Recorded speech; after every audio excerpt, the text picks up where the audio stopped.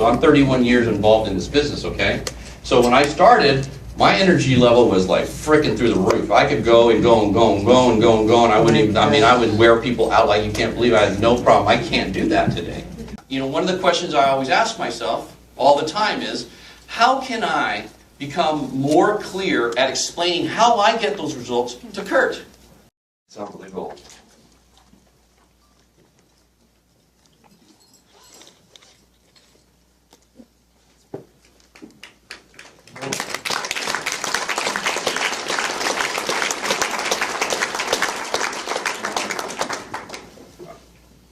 We talk a lot about the financial part of Primerica.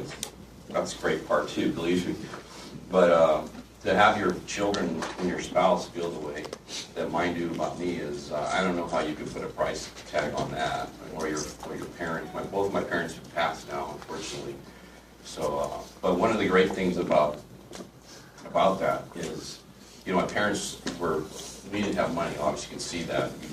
My dad, I think my mom didn't even start working until she was 50 or something like that. My dad always worked. He worked in a place called Norris Industries. They make toilets and bathtubs and all that stuff. He worked there until he retired, and then he used to cut hair every day and on the weekends. You know, they would start coming to our house at 7 o'clock in the morning on Saturday morning. Roberto, estás aquí? And then he'd be cutting hair. He'd cut hair all day Saturday and all day Sunday, and there was just tons of people at our house all the time. And my dad was like, he had the most amazing personality ever. He was just amazing. He was I have never yet seen anybody as good with people as my dad was with people. So I had a great example of how to be with people, how to treat people, you know, and how to love people and all that. So that's been instrumental in my business, because if you don't really care about people, it's hard to build a big team. You can feel if you really care about them, or you see them as a means to an end. And when you start seeing people as a means to an end, then they feel it, and they're never going to have the kind of commitment to you or to what you're trying to do if they do.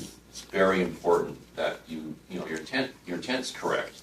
And no matter what, my thing has always been, I want to see people do better. I want to help people. My whole mission in life has always been to do that. And I want to make a lot of money. I mean, that's a given. Who doesn't want to do better financially? Who doesn't want to take care of their family and be able to offer your children?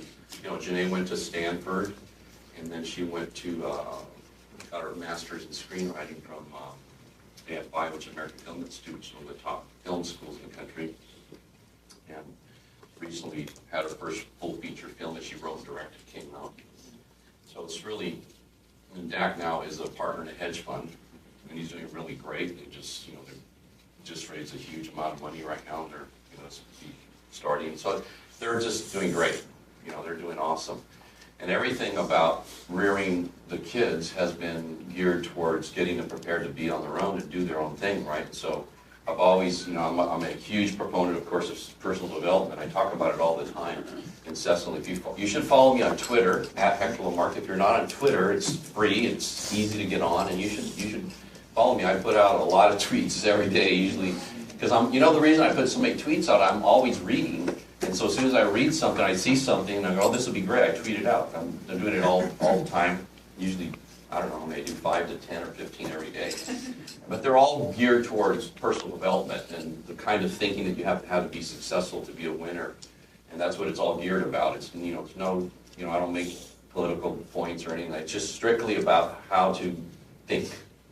And for you, right now, you're exactly where you're supposed to be based on your current level of thinking, your current level of awareness. You can't be any place other than you are right now. So if you don't like where you are right now, then you need to start working hard on improving your thinking, because your thinking is why you are where you are. So even if you don't agree with that, it doesn't matter. It's still true. All right? Your thinking dictates everything in your life, 100%. And you attract and create everything in your life through your thinking. Whether you agree with that or not, it doesn't matter, because that's the truth. Okay, so it's just what is. Because how you think is thought is actually, it's a thing, it's like a force. And so when you start thinking about a thing, you know, think about like if you're married or if you have a partner, when you first meet that person that you kind of are really attracted to and you want to be with them a lot, what do you think about all the time? Yeah, and everything you're thinking about them, always thinking about them, and then what happens, assuming they feel some level of attraction towards you, right? You're not a stalker. Then you start spending more time together, right? You look for ways to try to be around that person and all that, and that's what happens. But that's also true with business, money, health. You name the thing, it's all the same thing. So what you think about, probably the best way to say it is, you know, incessantly, right? Chuck asked me, are you obsessive compulsive? And I said, absolutely. I'm absolutely obsessive compulsive. But obsessive compulsive, you know, if you're you know, there's some obsessive compulsive which can be negative, right? But obsessive compulsive with succeeding and being successful and doing well is not a bad thing. Okay, it does, assuming you do it, you know, in a somewhat healthy way, and you don't ignore your family and ignore, you know, what things that are important. I've always been obsessive compulsive, and I still am. And my wife is more obsessive compulsive than I am. So, and our kids are like that too in a way, but all towards something positive, in other words, right? So being obsessive about a thing is not a bad thing. Me being obsessive about building a Primerica business ultimately has helped a lot of people. I was looking at that recently. You know, right now in Primerica, for example, there are basically 50 people that do over 250,000 or more through thirds, and we have 10 of them. I have 10 of them of the 50 in the whole company, which is, you know, 20%, right? And we have another 5 that are between 200 and 250. So we'll probably have 15 of that number very soon. Probably within the next 6 to 12 months, I'm sure we'll have that. And so being obsessive compulsive created that, right? Last month we did 3.1 million in premium, and which is a record. We grew our business. I have a big business. I have one of the bigger businesses in Primerica. We grew 20% year over year from last August to this August. So that's a pretty big increase. And most of you never see me, right? Because I don't want to. People don't like that, but that's too bad, right? Well, that's the reason I do Twitter, right? I'm on Twitter. I do a conference call, a call every week. That's free. Let me give you the number, all right? You should have, you and all your people should. Don was saying how much that has helped your business a lot, right? I put them on the day they join the business. Yeah, put them on and get them listening. The call is, let me tell you what the call's about. The call is kind of basically my Monday morning manager's meeting. So if those of you that were around me, like, you know, Steve and Steve were here years ago, those are the kinds of things I used to talk about on Monday morning, right? Always about thinking. Because I always have known, I've known this for years and years and years, that the way you think determines what you do, and what you do determines what kind of results you get. Okay, so it's always about thinking. So that's what it's about, and it's generic because I can't talk about Primerica training stuff on that call because it's public, so I can't do a lot of stuff that I would normally do. Like today, I would say stuff that I wouldn't say in that call, for example. But on that call, I have to be a little more generic. But the bottom line of that, it doesn't matter what you do, what it takes to be successful is the same. It's always in how you think, okay? So that call is to help you, to help your people start thinking the way the person that's successful would think. As soon as you start thinking like a successful person, you're going to start acting like a successful person. And then when you start acting like a successful person, you're going to start creating the results that successful people create. It's just simple. It's very simple. So, you know, when things aren't going well for you, I guarantee you're stinking. You have stinking thinking, okay? You just do. You may be feeling sorry for yourself or blaming other people for your situation or blaming the company or blaming all this stuff, but it's never that, right? Because right now in the company, lots of people are doing well, right? Like even within my own organization, I had a record month, but a lot of people in my business didn't have a record month, okay? So see, that's and those people that aren't having record months could be coming up with all kinds of excuses, but the result is, the bottom line, there is no excuse, because there's people doing it. There's always people winning, and there's always people losing, right? Yeah. Even in a terrible economy like we have right now in this country, right? The economy's been bad. There's, I don't know, 92 million people that are working age aren't working right now. So 46 or 7 million people on food stamps. I mean, it's economically, the country is a frickin' mess, okay? And, but you know what? A lot of people are doing well. They're just coming out with the new iPhone today, right? I mean, they already had pre-sold over 4 million iPhones. Wow. So Apple's doing okay, right? Apple's doing fine. There's a lot of people that are doing fine, right? I just saw Larry Ellison, his net worth just went to $46 billion. He's a CEO of Oracle, right? In fact, the chairman, he's actually changing right now. He's getting rid of the CEO position and becoming chairman. And the current chairman, Jeff Henley, is a friend of mine. I know Jeff. I play golf with Jeff. And so Jeff, Jeff is leaving, and Larry's doing that thing. But the bottom line is, there's always companies doing well, right? There's always people doing well. So if there's always people doing well, but you're not doing well, what could it be? What could it be? Me. The point is, you got to stop looking outside of yourself, because it's not where it's happening. The problem isn't outside. It isn't your upline or your downline or the company or your spouse or your upbringing or your ethnic background or your religious affiliation. None of that is the issue. It's always what's going on right here between your two ears. That's always the issue. All right? And those of you around me, I say this all the time. I repeat myself incessantly. If you notice that, I'm always saying basically the same thing over and over, maybe in a little different way, but always the same thing, hoping one day you'll actually get it. Okay? Because when you get it, it's like riding a bike. Once you get it, you get it. Right. You don't have to relearn how to ride a bike. Once you get that thinking is everything, and you start really focusing on improving your thinking, then everything gets easier. I have a saying, when you become more aware, life gets fun and easy. That's that. I don't think anybody's ever, that's my saying, I made that up, okay?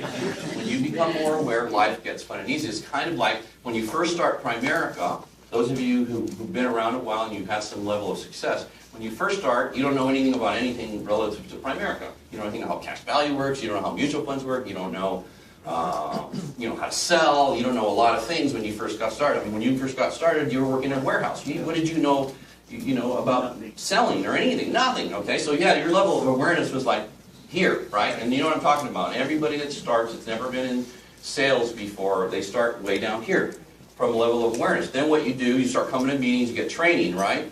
You become a little more aware, right? You start learning, I see cash value is not very good, a term is better, investing in a mutual fund is better than investing in a bank account or a cash value policy. Investing in a qualified account saves you, on interest, so your investment grows tax deferred, and you can accumulate more money over time, and you start becoming what? More aware, right? You just become more and more aware. So as your level of awareness grows, your ability to close transactions grows too.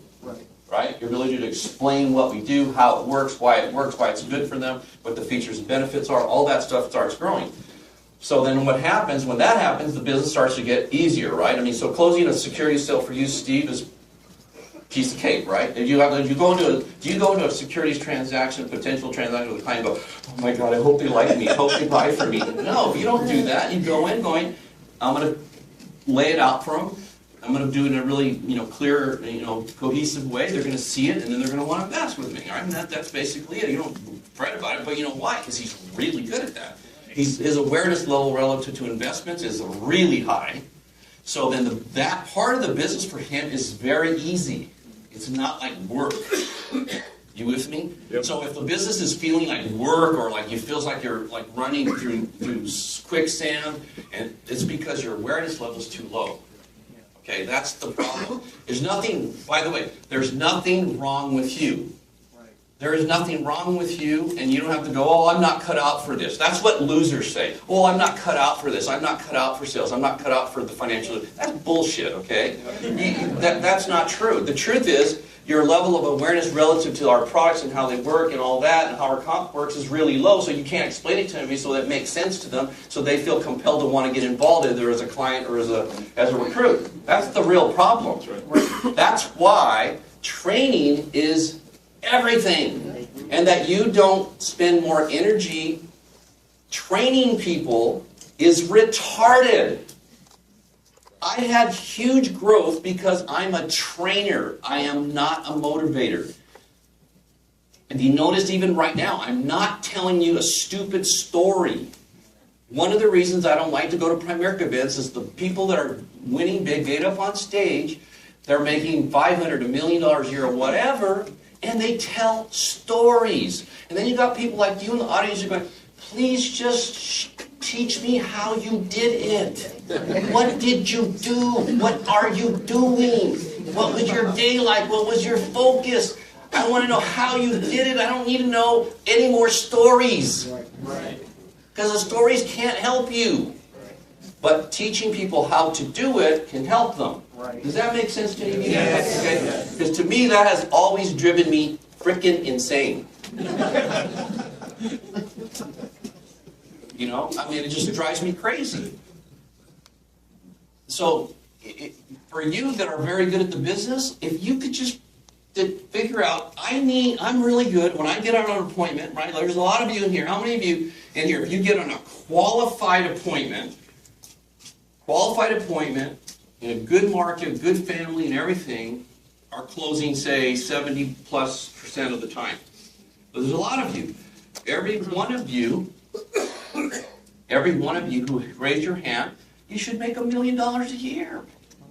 There's no reason not to make $1 million a year. For you not to make $1 million a year is really simply an issue of you not understanding the ramifications of teaching what you know clearly to other people who are motivated. This is the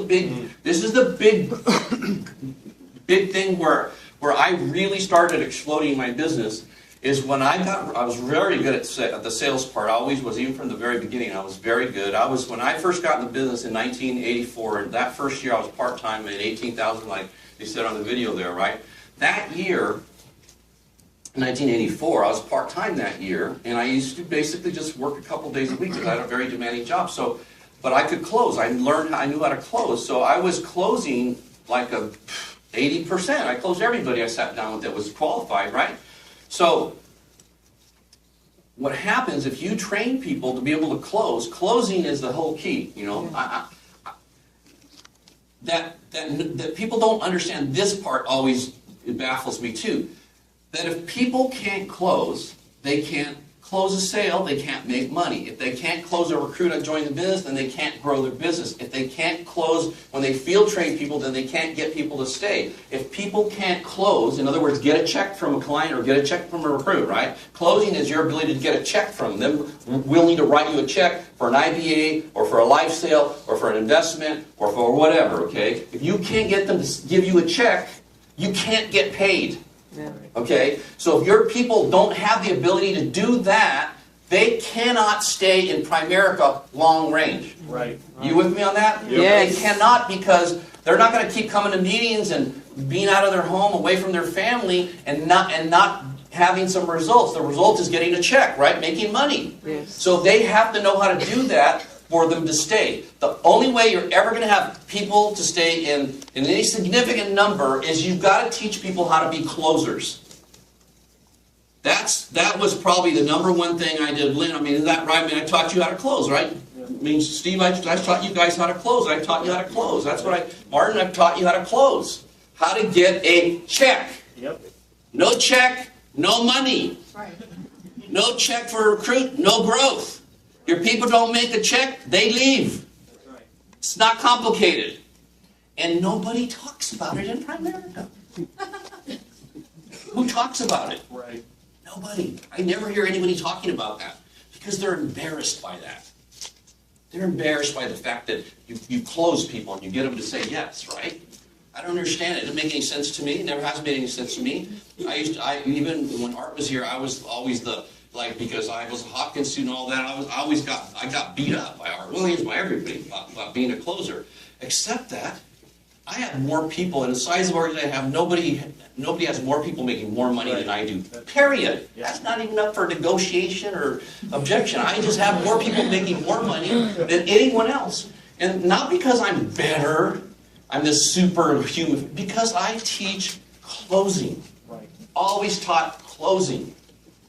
If I go on an appointment and it's qualified, I know for me that I'm going to probably have a 90% chance to do business with these people, right? And if they're recruitable, I'm going to recruit them. I'm not going in and going, oh, I hope this goes well. I hope they like me. I never felt like that, right? And if you're trained properly, you should never feel that way either, which made me want to be aggressively being on appointments all the time, because I knew if I was in appointments that I could make something positive happen. I knew that would happen. I knew something good would come from me being on an appointment, any appointment. Either I'm going to close a sale, I'm going to recruit them and close a sale, I'm going to get referrals, something good's going to happen. So my focus was always, like Jan said, she even said that, right? Yep. I trained her well too, right? It's always about either being on an appointment or working to be on an appointment, right? That was always what I was doing, because I knew that's how I could grow my business. Because if you're not in an appointment, you can't recruit anybody, and you can't close a transaction. So if you're not in an appointment, then everything else you're doing doesn't really matter, because you can't move your business forward if you're not on appointments. Right. And so all I thought about was being on appointments. Okay? So if that is not what you're thinking about 80% of the time plus, then you're just thinking about the wrong stuff, right? So you need to be really, really, really focused on getting yourself on lots and lots and lots of appointments. And by the way, the more appointments you get on, the more you learn. You learn what works, what doesn't work, and you can start streamlining your approach and your presentation and how to do things, and you see what's really, really working, what's not. And then the next step is you got to get really good. One of the questions I always ask myself all the time is, how can I become more clear at explaining how I get those results to Kurt? So that Kurt has the ability to do exactly what I'm doing. Because I know if Kurt does exactly what I'm doing, the more clear I am, the more specific I am about how I get those results. And when I teach people, I'm very clear about how I do that. Then that means I can get Kurt up to a much higher level. And hopefully at some point, if he's very motivated, he can get to the same level I'm at, and he can close like I close. And if I can get him to close like I close, right, he's going to be an RBP. He's going to make money. He's going to stay, which is most important, because you can't look without retention. Retention is when somebody signs up, they do an IBA. If they stay, right, that's called retention. If they leave, it's the opposite of retention, right? I don't know what the word is for that, right? But there's an opposite. So the bottom line is, for me to grow my business, what do I have to have more of? Retention. I've got to retain people to grow. I can't, right now, for most people in Primerica, they have basically a revolving door. It's like a sieve. They put it in, it goes out. Put it in, goes out. Not much stay. And why people don't stay is because people don't understand what I'm talking to you about right now. They don't put enough emphasis on teaching people how to close, how to get results. That's why you have people leaving. That's why you recruit 10 people and get one person licensed, or maybe 1.5 person licensed. It's always about that. Because if I recruit a guy like Kurt, and I field train him, and I teach him what to do, and he sees results, because I'm a closer, he sees we go on 10 good appointments, because I'm not going to let him take me on any bad ones. Let's say we close 7 or 8 out of the 10, right? He's going to see success. Is he going to believe that it works or doesn't work? Okay, so if he believes it works, then he's going to be more motivated now, right? Especially if I recruit 2 or 3 people, he's going to be more motivated to do what? To get licensed. To get licensed. The better results he sees in his field training, the more motivated he's going to be licensed. And that's what I need him to do, right? Plus, if he sees a lot of appointments, and he sees the result, and he sees how to do it, and then on top of that, every time we have an appointment, I debrief him, right? What debriefing is, this is what they do in the military, right? So in other words, they go on a mission, and then they come back and they debrief, right? They debrief, which is go over what happened, what could we have done better, how did we get the results we got. That's deep. Anybody in the military here ever been in the military? He's shaking his head. You know what I'm talking about, right? Exactly what you're talking about. Debrief. I did this when I opened the door and you said, you introduced me and I introduced myself this way. This is why I did that. And we sat down. This is why I asked questions and why I presented it this way. And when they asked this is why I responded in that way. And I'm going through it and explaining to them exactly what I did, why I did it, what I was thinking, why I was thinking it, and what kind of results I wanted to get from that. I wanted to understand it completely. You might go, oh man, that's a lot. It's not a lot because what I want to do, I want to turn Kurt into Bean. Right? I got big fast because I turned a lot of people into Bean. Because I was good. All right? I was very good across the kitchen table. And I taught people how to be very good across the kitchen. If you follow me, I'm always talking about, right? You should be focused on training your people, turning them into pros at the kitchen table. Right? I say that all the time. You should be turning your people into pros at the kitchen table because that's where Primerica happens. It should happen. 90% of Primerica is at the kitchen table. Okay, that's where the rubber meets the road, right? Yep. So I want my people to be pros at the kitchen table. If they're pros at the kitchen table and they get on enough appointments and they're in the right market, they're going to have success. It's slam dunk. It's about as much of a guarantee as you could ever get in a business. Right? It's a guarantee. It's a lock. Like when now, if Kurt or Rick go on appointments, or any of my people, right? Martin, I don't go, oh, I wonder if they're going to close if they're on a good appointment. I mean, think about that, right? And you don't even think about that. Yeah, it's like you get in the right market and it's like cha-ching. That's what you think, right? So what you should be doing is getting on more appointments and teaching people to do exactly what you do when you get on those appointments. And I say this, but you can't be too meticulous about training and how to do it exactly correctly, okay? You got to be really, really meticulous about that. I mean, I don't have time to go into the training and stuff so much, but what I'm trying to share with you right now is how I did what I did. How did I take my income from zero? And 60 months later, I'm making $855,000 a year. And by the way, that was in 1988. Okay, so how many years ago was that?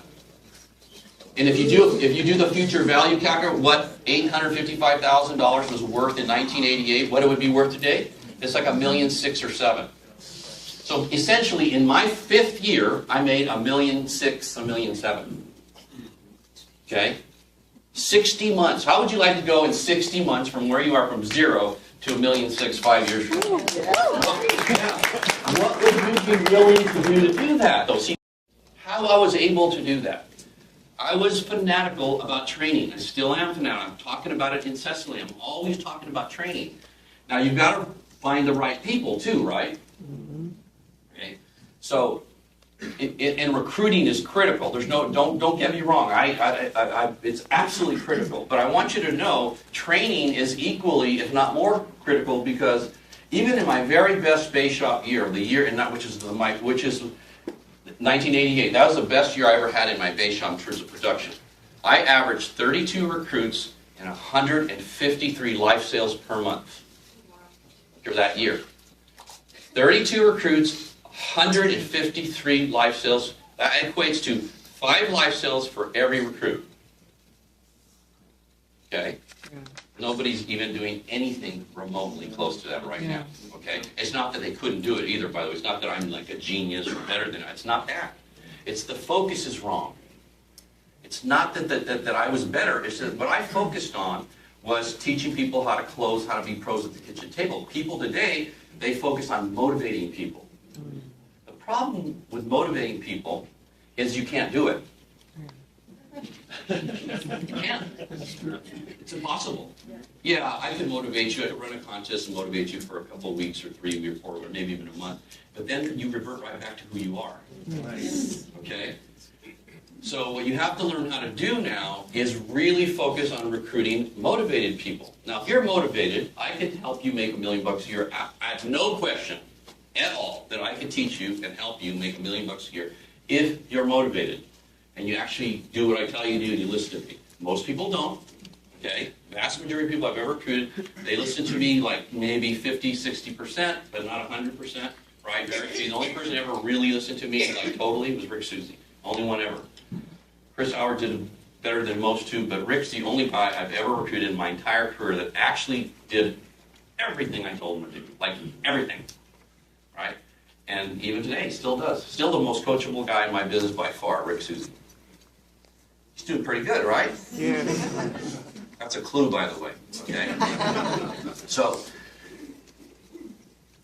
where was that? All right, so then, I just wanted to say that was like not planned what I just talked to you about right now for the last, whatever, how long I've been up here, but I wanted to talk about what's stopping you. Because there's something stopping you, right? If you're not having the kind of success that you want to have, something is stopping you. I don't know what it is because everybody's different. Everybody has a different thing that's stopping them, okay? I wrote 10 things that can be, either one, your skill sets are too low. So if your skill sets are too low, right? Skill sets are too low, your ratios are going to be very low as well, right? Yes. So if you're having, you call to set up 10 appointments and you're setting up one, you have very low skill sets. Okay, nobody goes 100%. Okay, but it shouldn't be 1 out of 10. It should be maybe 4 out of 10 or 5 out of 10. Okay, something like that. So if that could be what's stopping you, that is fixable. You can work on your skill sets, right? There's all kinds of audios. One of the things if I were you, right? If I was starting knowing what I know today, if I were you, I would get my Overcoming Objections CD. I listened to that probably like 200 times. Why so much? Okay, why so much? Because you want to get it so that everything that you hear is reflexive, where there's no thinking involved in it. The problem for most of you, if you're not doing really well, is when you're on appointments or when you're talking to people, you're thinking a lot.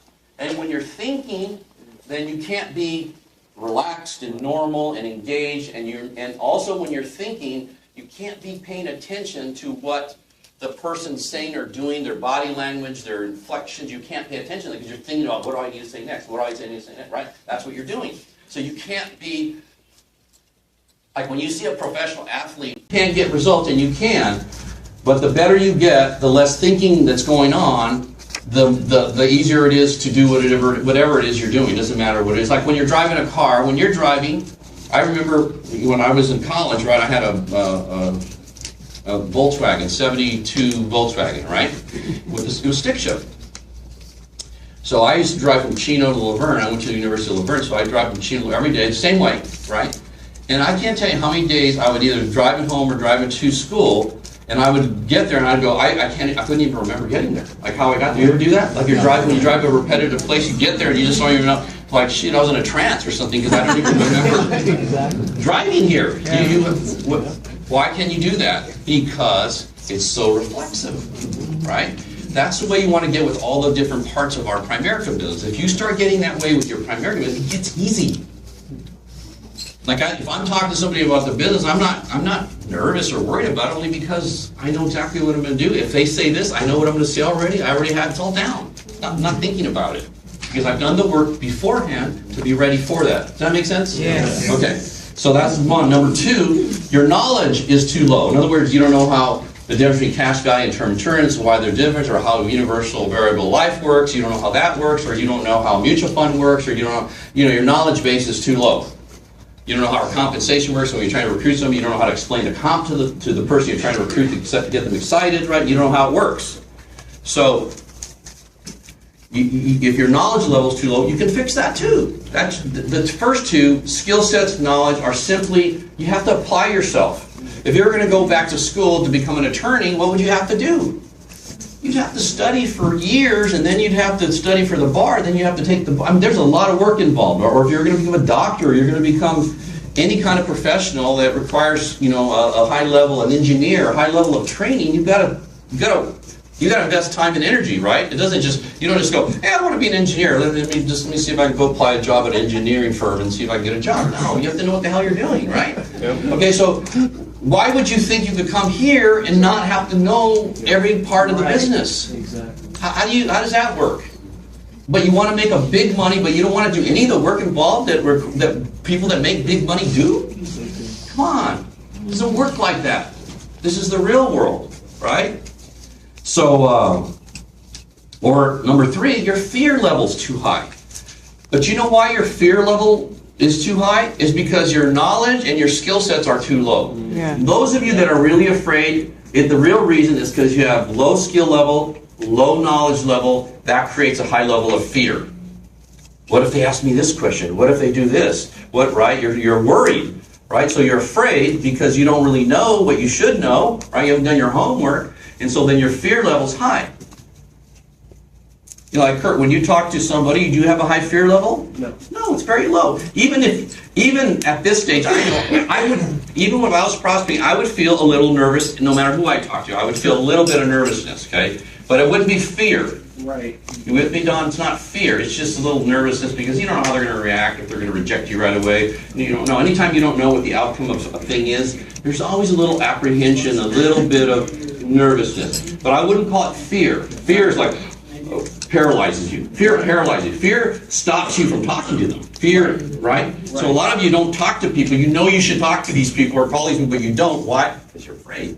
What are you afraid of? Not knowing what to say or saying the wrong thing or being rejected or whatever. It's fear. Fear is probably the most detrimental thing that we have going against us, right? In order of doing what we really want to do. And so the way to minimize fear and minimize it to the point where it becomes irrelevant is to really grow your skill set, really grow your knowledge base. So that's why when I'm doing training, I'm always focusing on skills, knowledge, skills, knowledge, skills, knowledge, skills, knowledge, okay? Why? Because I know if I can get your skill and your knowledge up, your fear will go down and you'll be more apt to prospect, to make a phone call, go see people, you'll feel more comfortable to field train a new person. You'll do more if your skill sets and your knowledge are high. Your fear will go down. The probability of you doing more will go up. Make sense? Yeah. Is it 100%? No, nothing is, okay? Nothing is. But if you don't do the skill and the knowledge and focus on that, you'll never get people's fear level low enough for them to do anything. Right. Do you guys have a lot of people come to your meetings that don't do crap? Yes. Guaranteed low skill level, low knowledge base, and so they're afraid. Okay? I don't even have to talk to them. I know that's the problem, right? So then what am I going to focus on? Raising their skill level, raising their knowledge base. Their fear level will automatically go down. That's why your Saturday training should be 10% motivation and 90% how to do it. Right. The more you do how to do it, the more people will actually do it. In fact, when I had a base shop, a big base shop, and I was training people, my Saturday trainings, I would all the time, if I was going over a thing, I would go over it using overheads. I still use overheads, huh? But using overheads, Set it up for you. okay, just in case, right? I use overheads, and I would show exactly how I would like present break down a cash value policy, or how I would present, securities or an IRA. I would always show and have somebody, and I would show exactly how I did it. Okay, I would treat every Saturday training like every single one of you were on a field training sale with me. Right. That's how I treated Saturday. So I knew I couldn't, and when I had a big base shop, this is what my base shop looked like, right here.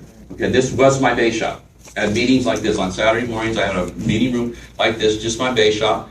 And so then what I would do is I would show exactly how to do that, and I would field train. Since I knew I couldn't possibly physically field train you all, but I could on Saturday field train everybody. That's right. So then I would treat Saturday training, the stuff I would work on, I would treat it like I was, as if I was on an appointment, going over what I would do. Because the bottom line is, it's not enough just to explain how an IRA works, or how a mutual fund works, or how a cash value policy works.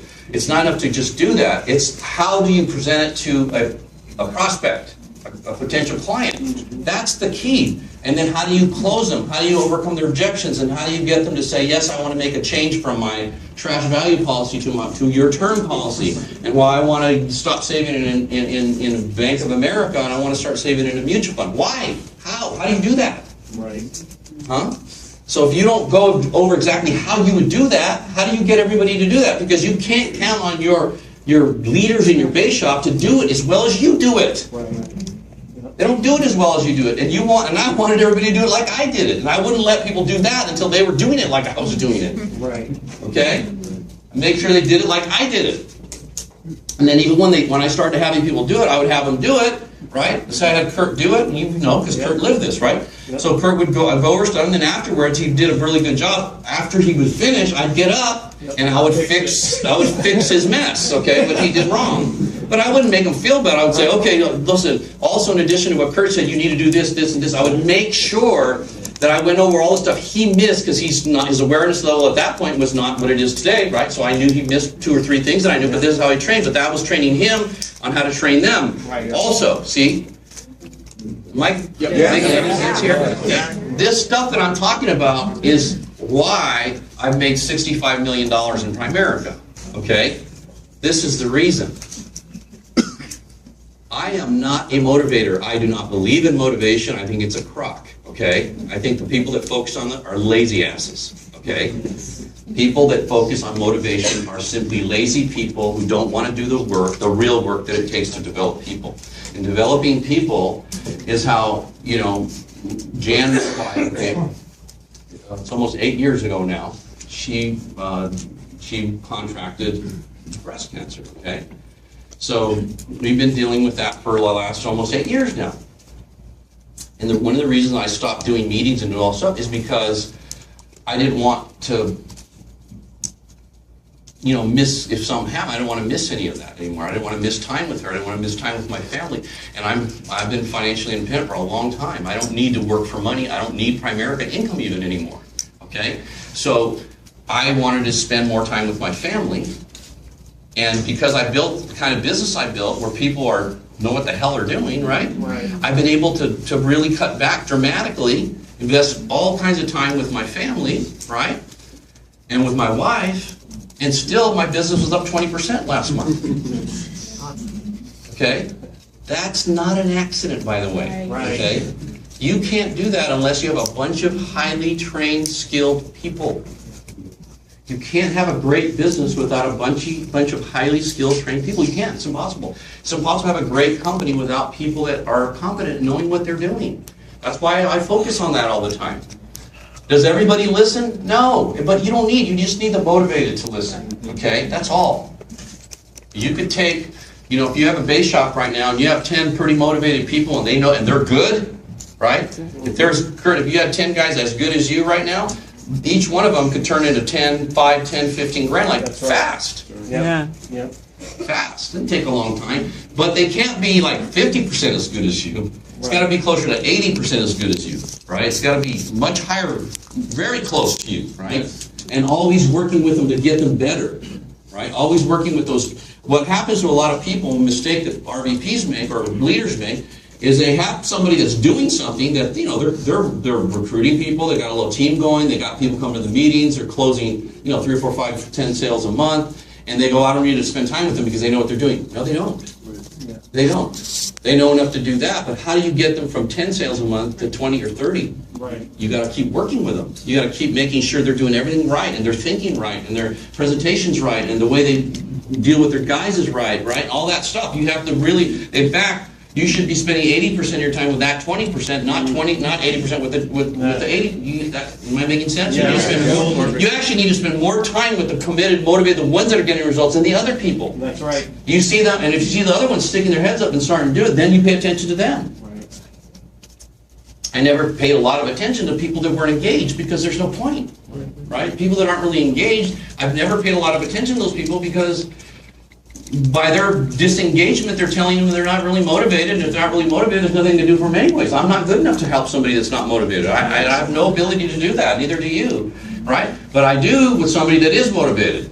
When they're motivated, man, I'm all over them like white on rice, right? I mean, I'm like in their face, talking to them, calling them, really getting them going, right? Because if I have Rick doing 10 grand a month right now, I know he could do 100 if I keep working with him. So I'm going to push him, make sure he's doing everything right, make sure he's training his guys right, make sure he's doing everything right, and keep staying on top of him because I know if he's doing 10, he can do 20. If he can do 20, he can do 40. Why not? Why can't he? So I pay more attention to those people. Okay? So for example, when I started working with Chris Howard was in another hierarchy, okay, before Primerica. His upline left. This was 1991 when I started working with Chris Howard. Chris Howard in 1991 made like $90-some thousand, and his hierarchy was doing like 20 grand. The next year, right, all I did, okay, this is a perfect example of what I'm talking about. I would fly to Vegas, and I would stay there, go Wednesday morning, And I do a meeting like this, training meeting, okay? But it was more actually like how to go through policies, how to close, overcome objections, and more fundamental than I'm talking about right now. So I would do that, I'd get there on Wednesday, I would do training all morning, right? Then we'd go to lunch, and then maybe he would want me to meet with some people he was trying to recruit or something, I'd go do that. And then we'd do another training late afternoon, and I would just be training, just all fundamentals, how to do it, okay? Did that on Wednesday, Thursday, and then I would leave Friday morning or whatever. So I basically did there 2.5 days, just doing that. In the next year, right, the very next year, his income went from 90 to 286,000. Okay, his base shop he had some RVPs already at that time. It was only doing about 20 grand. So his base shop he started doing like 50. 4 or 5 years later, he was making $1 million a year, and he was doing like 500,000 a month, then 700,000 a month. And when we started, he was doing 20. Okay, so I mean because a lot of you aren't in my hierarchy, right? So those of you who are not in my hierarchy, what I'm talking to you about, right? You need to do this, and those of you that are in my hierarchy, you really need to do this. It's critical that you do this, right? I'm only if you really want to make. Because don't you want to make a lot more money? Yeah. There's nothing wrong with wanting to make a lot more money, right? I'm telling you, making a lot of money is awesome. Okay? It is. It's just awesome. I mean, it frees you up like you. I basically am on vacation about 10 months out of the year right now. I mean, I live exactly like I'm on vacation, at minimum of 10 months out of the year. Okay? Literally. Is anybody up for that? Well, there's no shortcuts to that, okay? There's no shortcuts. I'm just looking for a shorter way to get there. I wish there were one, but there aren't any. That's why so few people do it. There's no shortcuts. No shortcuts to getting really fit. There's no shortcuts to getting really smart. There's no shortcuts.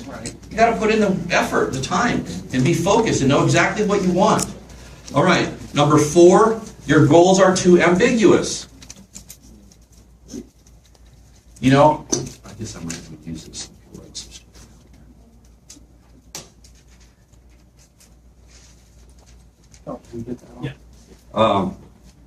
Your goals are too, most people, if I were to ask you, what are your goals with Primerica? You should be able to tell me in 2 or 3 minutes exactly what you're trying to do with your Primerica business and how you want it to relate to your life and what you're trying to accomplish. If you can't do that, there's too much ambiguity in what you're trying to do. And when you have ambiguity, you know what ambiguity is like? When you're ambiguous like that, not knowing exactly what you want, it's like, you see these lights here? These lights are, the light that a fluorescent bulb puts off is very dispersed, right? Mm-hmm. All right? So this light is a lot more focused, right? Yeah. And then from that, you could have a laser. You know what a laser, right? A laser is like very focused beam of light, right? That even now they've gotten to the point where they're weaponized. They're so powerful that they could destroy things, right? Okay. So you're right now you're like somewhere between there and here, most of you. Okay. So in other words, your thought, your energy, your focus is like so dispersed, it's impossible to create anything of any substantial substance, okay? You can't do it when you're not focused. The only people that create something great are people that get hyper-focused on what it is they're trying to do. You have to get hyper-focused, okay? And so, now Jan was saying that first, for the first 10 years I was in Primerica, I was so focused it bordered on being ridiculous. I was definitely obsessive-compulsive, Chuck, during that time period. You can't go from 0 to 855 in 60 months unless you're hyper-focused. It's just not possible. Because you can't create the kind of synergy and energy and excitement and all that when the leader's not hyper-focused, neither are the people. When the leader's hyper-focused, then the people get hyper-focused, right? You start, and plus, the bottom line in life, life attracts life. You attract what you are. So if you're attracting people that aren't so good, You aren't so good, okay? Because like attracts like. It's just the way it is, right? So you have to learn how to get more focused, okay? Too ambiguous. So the fifth thing is your time management is poor or sporadic. In other words, you don't manage your time very well. Most people are very, very poor time managers. And what the reason it is because you don't really understand how important and valuable time is. Time, you know, if you lose money, you can always replace the money, right? So if you made a bad investment and you lost $10,000, you can go make another $10,000 and replace that over time, right? I mean, you know, I've made poor investments that didn't work out, but it's not a problem. I could make more money, right? But what we can't make is more time, right? You can't go back in time.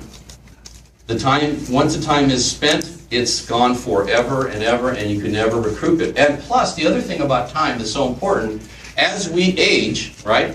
I'm 57 years old now, right? When I started, I was 27 years old, 26 years old actually. So I'm 31 years involved in this business, okay?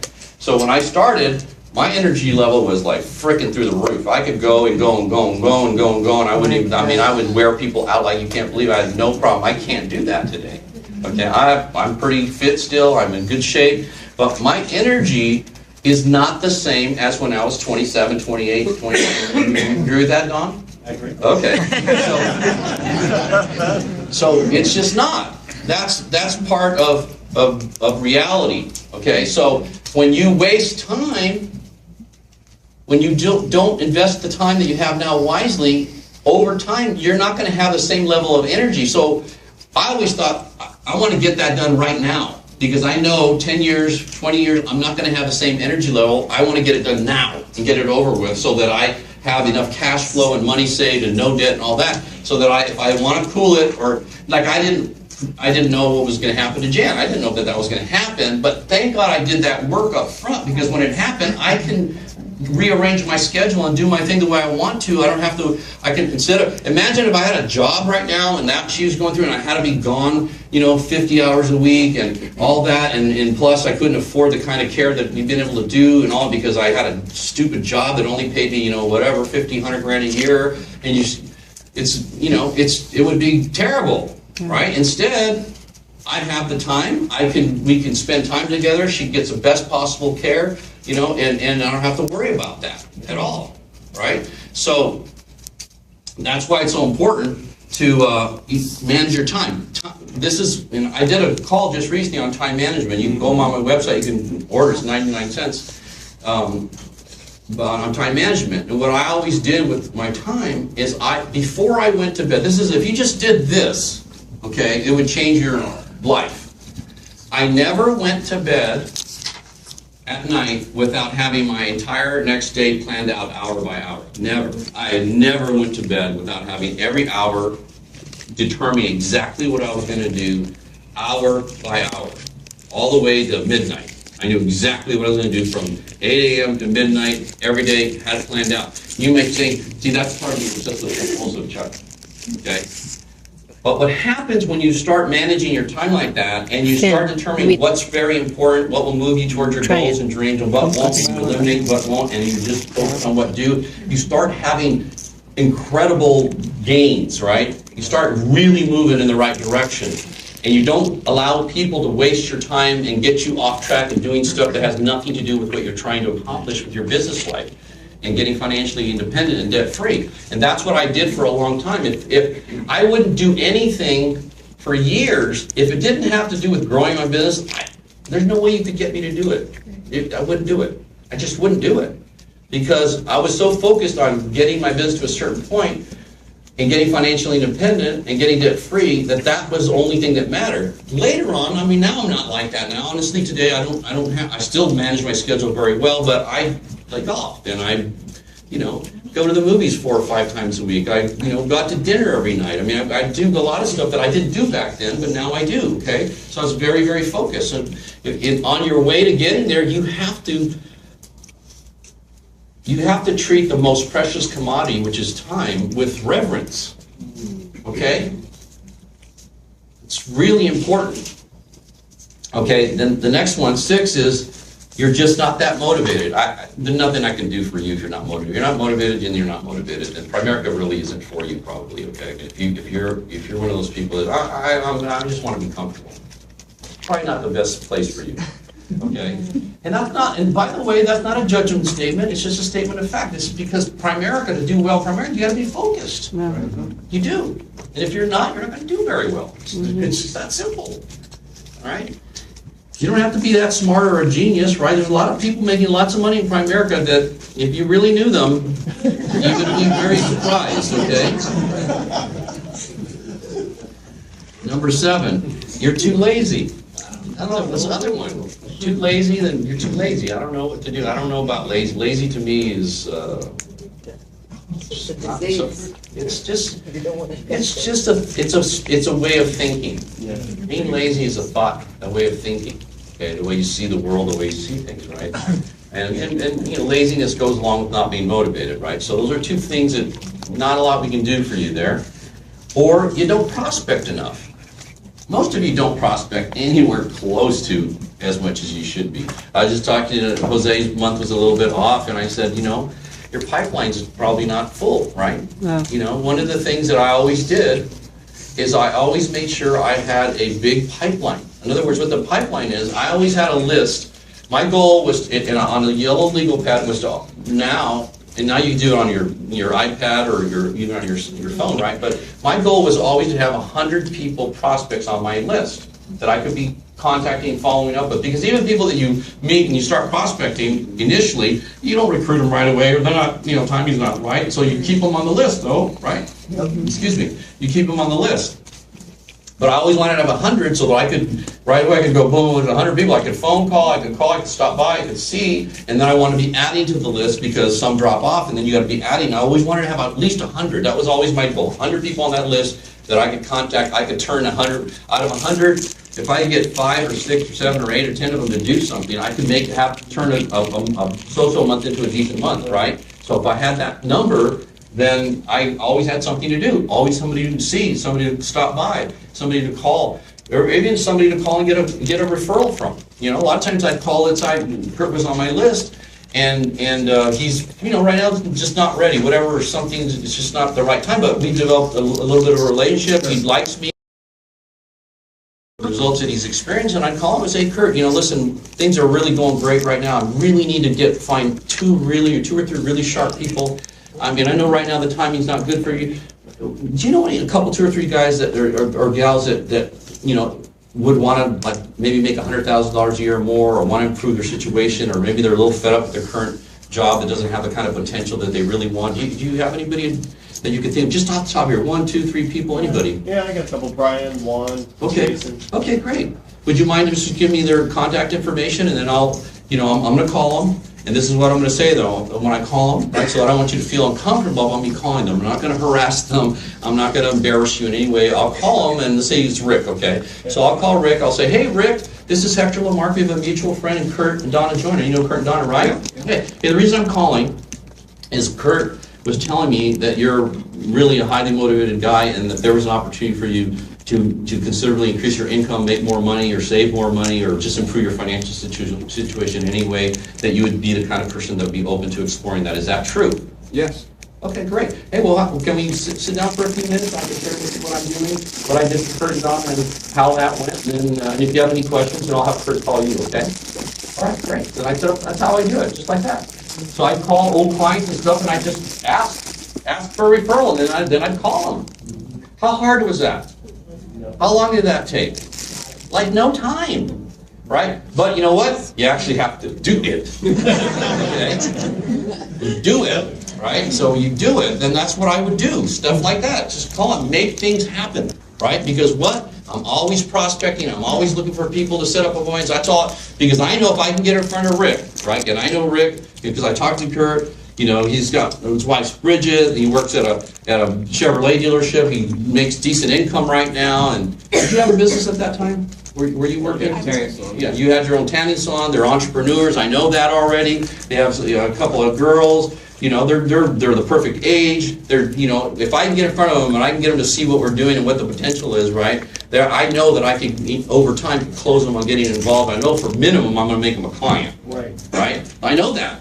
So I gotta get there, right? So I gotta get in an appointment. So that's what I used to do all the time, over and over and over. Because they don't call you when you're home in your parka laundry, right? People don't call you. You've got to go get them, right? You got to be, you got to be your own best friend. All right? And then don't follow up. A lot of people, you don't follow up enough. You got to follow up. You got to follow up with people. Now you got a really good guy. Like, let's say I go meet with Rick and Bridget, right? So I meet with them, and we end up making them a client, but for whatever reason, I can't get them to go forward in the business right now.